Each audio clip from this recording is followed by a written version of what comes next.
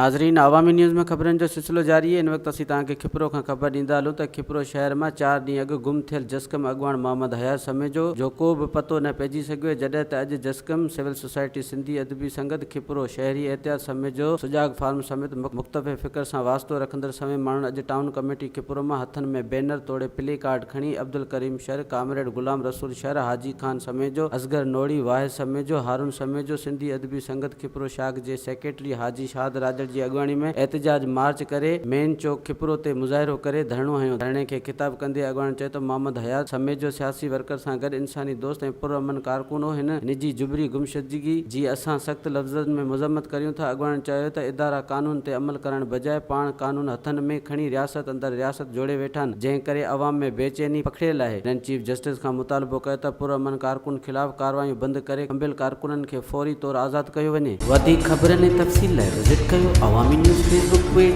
YouTube page ऐं अवामी news website.